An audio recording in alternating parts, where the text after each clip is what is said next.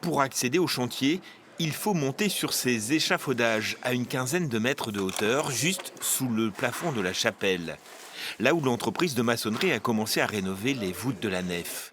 On a purgé tous les anciens enduits qui étaient fissurés, qui tenaient plus. Ensuite, on vient appliquer le nouveau enduit qui est composé de plâtre principalement, mélangé avec de la chaux aérienne et du sable assez fin pour pouvoir aérer les enduits et réguler au mieux l'humidité dans l'air. Certaines voûtes ont conservé leur enduit d'origine, il suffira de boucher ces petits trous. Dernière trace du passage de Blizzard Entertainment, le géant du jeu vidéo.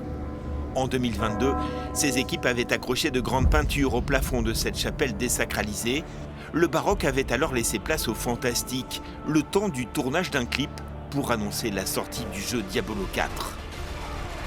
En échange, l'éditeur s'était engagé auprès de la mairie à financer en partie la rénovation du plafond. Engagement tenu, 106 000 € versés, autant pour la mairie qui retardait les travaux faute de moyens. Mais à chaque fois qu'on rajoute une partie, c'est 100 000, 200 000, 300 000 €. Donc on y va, je dirais, avec nos moyens. Et c'est pour ça que là, le coup de pouce de Diablo a permis d'enclencher cette première tranche qui était importante, mais elle était importante depuis un moment. Mais là, c'était l'occasion de franchir le pas.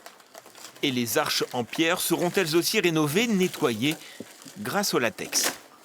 Une fois sec, au bout de 2 jours, on le retire pour avoir la teinte d'origine. On a enlevé toutes les salissures qu'on voit ici sur le latex.